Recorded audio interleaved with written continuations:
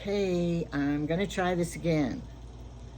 This is my second or third time I've tried to make a video. The first one you would have got to watch me put my makeup on, but I trashed that one. So then the next one, I said too much I shouldn't say, so I trashed that one. And I like to be frank and honest with everyone, and I like to say it's like it is. And I think talking to a camera makes you think that you're talking to yourself, so you'll just say anything. But I had to back off a little because I was giving too much personal information that I get in trouble for saying. So, I'm not supposed to talk about Jamie's kids on here. But, you know, we're all part of the family, so I get carried away with it. It's my life too. But then I have limits.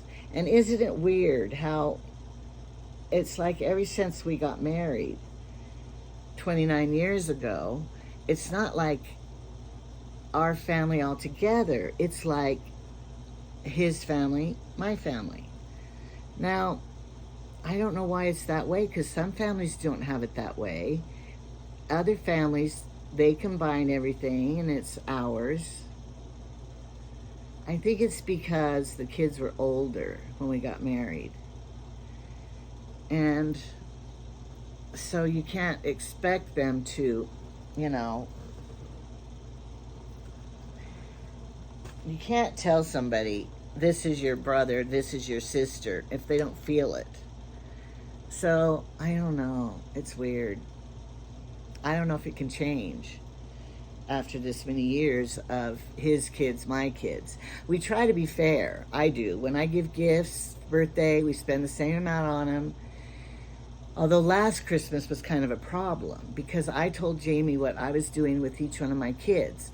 Now, I make him do his and I do mine because I was doing all of them, spending all my money on my budget, my allowance on everybody for Christmas, and he wasn't giving me anything extra because he doesn't like Christmas or care about it, or birthdays. He said, just tell them all we're not doing it anymore. Well, I can't do that.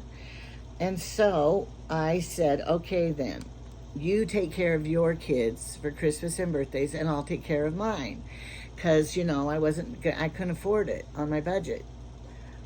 And so then, that was working out okay. But then last Christmas, I told him I'm only going to do this much for each family because, you know, I have so many. Well, then he said, you could do that, but I'm going to do, and he was giving his twice as much as mine because he doesn't have as many. And I said, that's not fair. And he goes, well, you said I could do for mine and you do for yours. And I go, I know, but what if, you know, one of mine and one of yours gets together and mine goes, I got $50. What'd you get? And they go, I got 100.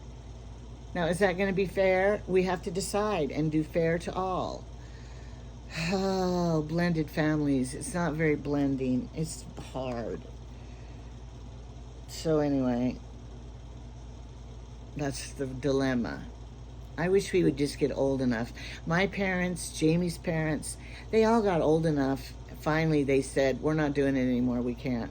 We're on a fixed income.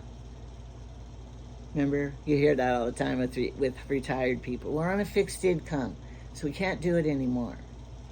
And then you make them a homemade thing, like a couch for their tissues. They're not going to be excited about that. I've told them years ago, don't look at me to make your Christmas happy. I'm not your Santa. So do something for yourself to make Christmas merry, because it's not going to be coming from me. So anyway, and then you have some that you have to mail presents to, and then some you don't. So you don't want to buy presents you got to mail, because that's too much money. And it just takes the spirit out of Christmas. The fun, the everything. It just takes it out. So, why am I talking about Christmas? It's July. Christmas in July. I always have to do it way ahead. All right, so today for my morning talk show, I'm fixing my fingernails. It's payday, you know. It was supposed to be yesterday at the bank. I don't know why it takes them so long. Someone's on vacation or something. I don't know. You know it's all computerized. Don't they just have to push buttons? So I am going to go pay bills No, I don't really pay many bills because you do it online. My cord doesn't have a, my light here doesn't have a long enough cord. And I have to put my Orly underneath this light to cure it. All right, so I'm getting ready to go because I have to go to the bank, the post office. I have a Temu haul, and I have to go to the grocery store. And Macy and Credence are staying with me, so I'm gonna let them pick out the foods they want to eat for the next couple of days, for the weekend. Tomorrow they're gonna go with their other grandma, Levi's mom, and she's gonna take them swimming. And that'll be fun for them, because it's a real pool, not my pool out here. I don't call mine a real pool. It is for me, but not for others. It's kind of a redneck pool. I was still going to find the picture of when it was a pond to show you how it was a black pond with lilies and fish in it. I got to look that up because I know you want to see that picture. Okay, so I got to fix my fingernails because, you know, when I go to the bank, you're going to be using your hands to hand them the stuff. And then when I go to the grocery store, I can't have some nails that are, you know, rumble-tumbled. So I'm doing this before I go, really fast. It won't take long. I just have a thing I was thinking about, and I don't want to hurt anybody's feelings, or I don't want to hurt, you know, I know people they believe different than I do, and I understand that, and that's fine.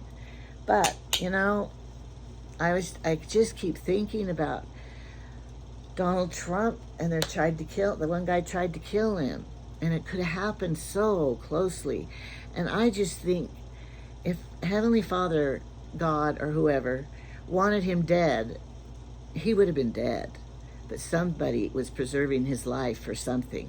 So to me, it would be the people who don't like him or think that I know what people say about him. They think he's a rapist. They think he's a liar. They think all this stuff.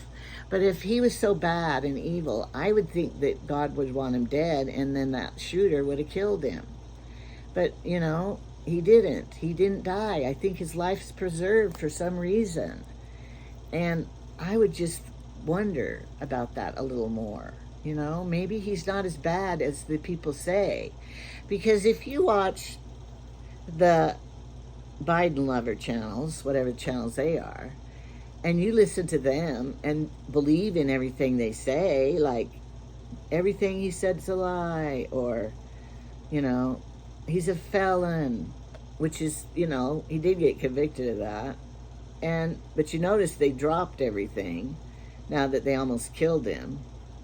And I think this has really humbled Donald Trump. Did you see him? You probably didn't if you don't like him, but did you see him walk into the convention? And I have never, ever seen him look so humbled and so emotional about how the crowd felt about him. Before, he was kind of, you know, arrogant maybe and narcissistic. I still think he's that too, but I think the country needs somebody like that to run it. But I think this has really humbled him to know that, you know, he's in God's hands. His life is in God's hands. Well, all our lives are. And, oh, this polish must be getting old. It's so thick. So anyway, I think he's going to be a changed person for the better because this humbled him. And maybe he won't be so brass and arrogant after this. Who knows? I don't know. It's just what my mind's thinking. But, and then I know if you watch the Republican and they talk about the Democrats, if you believe everything they say, then you're, you know, believe it. The truth about it all. So, I don't know. It's all, this too shall pass, you know. My mother, when Trump was running the very first time, in 2016, was it? Some people didn't like him and stuff, and I didn't like him at first. I thought, what is he doing, thinking he's going to run for president? And my mother was very wise, and my mother said, I think he'll be good. I said, you do? She goes, yes, because he's not a politician. He's a businessman, and the country needs to be run by a businessman. And that is true. Politicians are like principals of the high school. If you've been a parent and ever had a naughty kid and had to deal with principals at the high school or teachers, and you go, the principal tries to make everybody happy. The parents, your child's, we just need to direct him in the right direction, and, they try to make him happy. And then they try to make the teachers happy. I know, you're right, and, we're going to work on it. And so they try to make the teachers happy because that's their employee. They don't want to lose employees, but they don't want the parents to be mad because they're voting. And that's the way the politicians are. They tell everybody what they want them to hear. If you're talking to the voters, you're going to promise them everything. If you're talking to the banks, you're going to tell them what, So it's like your teenagers. Or where did you go? And they'll tell you what they want you to hear. The truth, it may not be the truth, but they'll tell you what they want you to hear so they won't get in trouble or they will get what they want. Oh, we're just going to go study. Yeah, right. I've heard that many times. No, I'm going to go spend the night with them, but we're just going to stay and watch a movie. And then you find out later that they went TPing or they went throwing rotten eggs or something, and then the police calls you, and then you go talk to the police, and you find out you get in trouble more than the kid does. Why aren't you watching your kid? I've been through all that. Or the other thing is when you call your lawyer because your child did something bad, and then the lawyer says, well, do not admit anything, do not take a lie detector test, do not deny everything, don't talk, that's the road you're supposed to take. But if you want to be a responsible parent and teach your child to make restitution and never do it again, then don't talk to your lawyer. You'd say, no, child, you go tell him what you did and be honest, and then you're going to pay for all the mistakes and the damage you did. And maybe that would teach him better. These are just things I've learned from my experiences in life.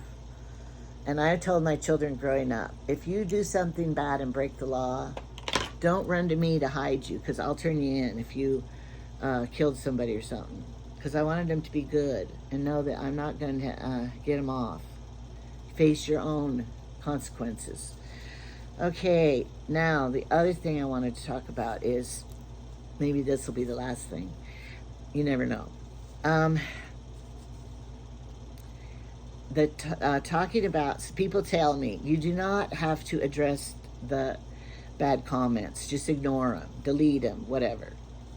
But I don't delete them because I quite enjoy reading what they say, because maybe it'll help me. Maybe I am that, and maybe, okay, I do need to not say some of those words that I grew up saying that I didn't even realize were bad words. The R word, which really means mentally challenged. Don't say that R word that means that. Don't say the J word that means dicker. Okay, I'm learning. Don't say the I word that means the people who were here when Columbus came. Don't say that I word because you will get in trouble. And don't say, those are just the 3 of them. I don't want to talk about it anymore because, I might get in trouble again. All right. So why do I address the bad comments? I want to talk about this. Because, it's kind of like those people that throw big fits about everything and get their way. And then like at the dentist's office or at the veterinarian's office, and the person calls and they throw a fit. And my sister was a receptionist, and so then she would say, okay, trying to make them happy. Customer's always right, because we don't want to lose a customer. And so then those people who are mean and loud and obnoxious, they get put to the front of the aisle. That's like these people making dirty, mean comments about things I do or say or whatever. So I like to call them out, just like I like to call out the bullies. And maybe you need to wear a sign around your neck or by your name, Angela, bully.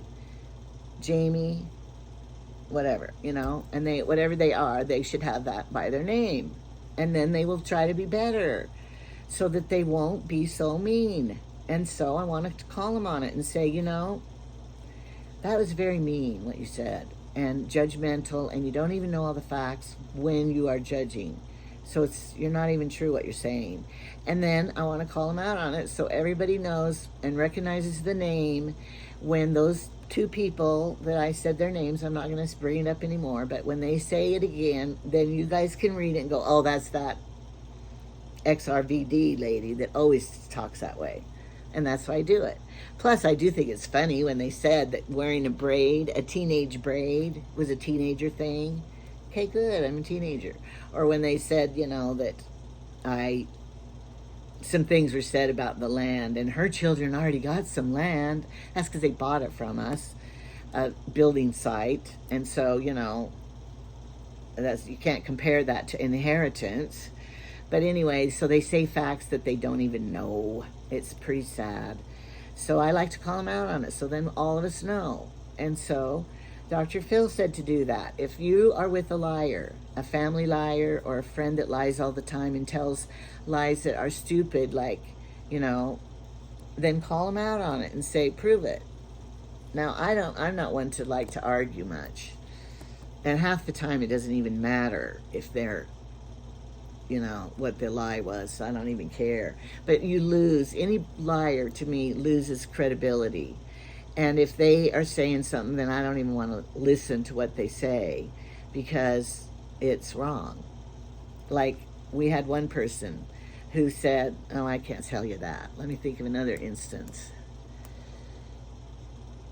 I can't tell you the liar I'm talking about because that would be bad publicity. So, but anyway, you all know somebody who tells a lie and then you find out it wasn't even true. So then, anytime they talk, you go, don't listen to them because they're just going to lie about it. Okay, so try not to lie. Like, be like Chad. Chad, how do I look in this? When he was a teenager. How do I look in this? You're not wearing that, are you? That looks horrible. And then I'd ask Cameron, how do I look at this? Mom, you look beautiful in anything. Who did I ask next time? I asked the honest person because he's going to tell me the truth. No, your front butt shows too much. He made the front butt up, Chad did.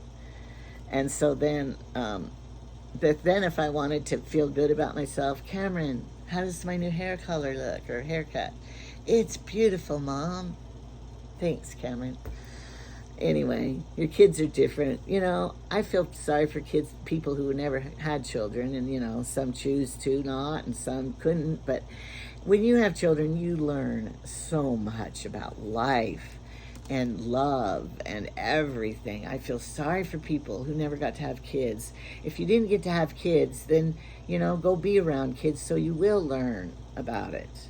Because, boy, they teach you a lot. Out of the mouths of babes, they teach you so much, and honest and everything. And I just love being around kids. And then, after a while, I love them to go to bed. And I can't believe that Macy and Credence haven't come in here yet.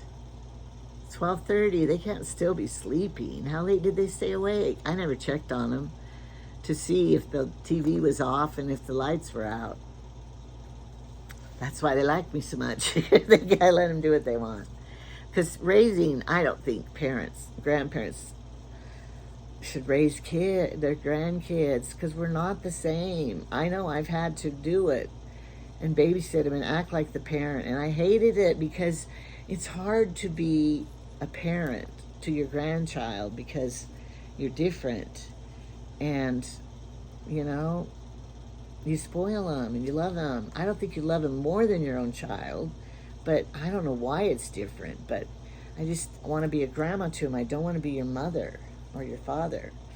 So I admire anybody who has to raise their grandkids because that is hard. I got to clean up this mess and I got to clean up this mess. But, I'm going to have 2 lists. Did I say this already? I'm going to have 2 lists. things to do now and things to do later. Because there's certain things like, I got to do that, but I don't have time now. I'll do it later. So we need 2 lists: things to do now, things to do later, and don't procrastinate.